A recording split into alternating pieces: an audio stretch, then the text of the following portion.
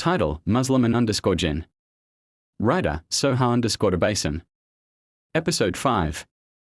All the priests unanimously decided that JHNV must be killed as soon as possible. Everyone had turned against her. Meanwhile, at home, Shankar and Sunita had no idea that all the priests and Maharaj Shiva were plotting to take JHNV's life. Maharaj Shiva had ordered his 2 trusted men to kill JHNV that very night.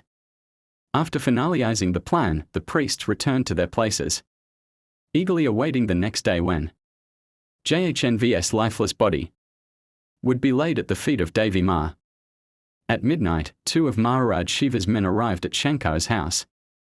One of them carried a large, gleaming dagger sharp enough to finish JHNV in a single strike. They both climbed over the wall and jumped inside. The doors were locked and no window was left open for entry.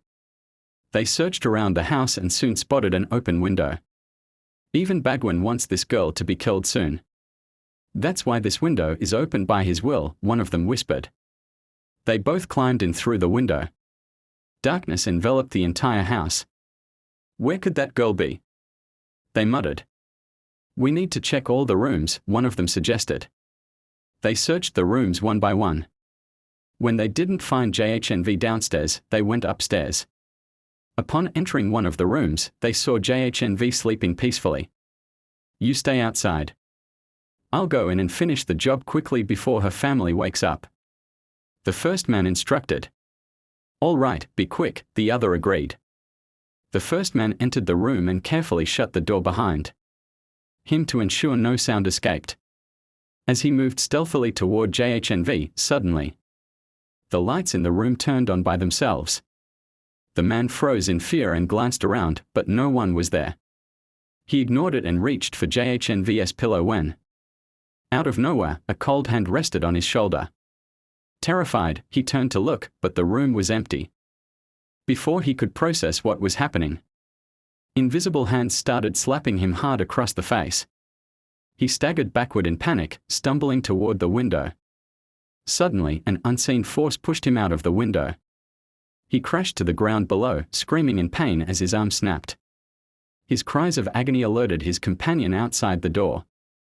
The second man rushed into the room, only to find no trace of his partner. JHNV was still sleeping soundly on the bed. Confused, he ran to the window and peered outside.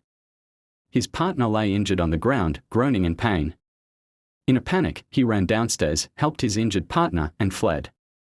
After getting him to a hospital, he reported everything to Maharaj Shiva. Maharaj Shiva was furious. He dismissed their story, believing they were merely drunk and had fallen due to their own carelessness. Enraged, he decided to send more men the next night. The following night, 3 men arrived at Shankar's house, determined to complete the mission. However, an unseen force prevented them from entering, as if an invisible wall had been erected around the house. When they attempted another way in, a violent windstorm erupted. Dust filled their eyes, making them scream in agony. Their cries woke up Shankar and Sunita, who rushed outside, alarmed. They mistook the intruders for thieves. Thieves! Catch them! Shankar shouted, summoning the servants. 2 of the men, terrified, fled immediately, but one stood his ground. We are not thieves, he insisted, locking eyes with Shankar. He's a thief. Why are you all standing there? Take him to the police. Shankar ordered his servants. Wait. I am no thief. I am a trusted follower of Maharaj Shiva. He sent us to kill your daughter. She insulted Devi Ma. The priests have decided that only by sacrificing JHNV will Devi Ma be pleased again.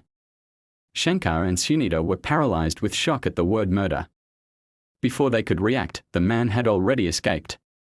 Realizing he couldn't execute his mission amid so many people, Sunita felt dizzy and clutched Shankar's arm. He snapped out of his shock and held her. Both of them sat there, overwhelmed with fear. At that moment, JHNV entered the room. What happened, Mom? Dad? She asked, noticing their distressed state. Tearfully, Sunita told her everything. Upon hearing the truth, JHNV broke down, sobbing. The three of them huddled together in a room, trembling in terror. Even the slightest noise made them shudder. At dawn, Shankar rushed to the police station to file a report. However, the police officer smirked and said, "Listen, Shankar. JHNV insulted Devi Ma. She must be punished. If she isn't sacrificed, we will all suffer from hunger and thirst.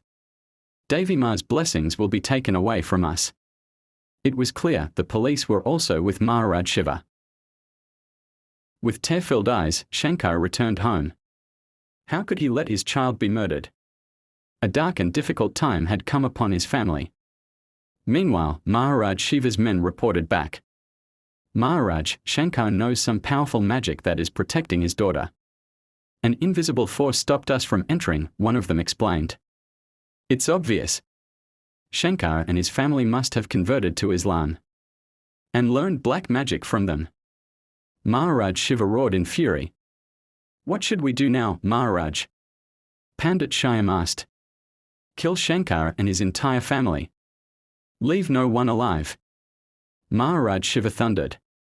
Shankar, Sunita, and JHNV sat in fear, unaware that the order had now been given for their entire family's execution to be continued.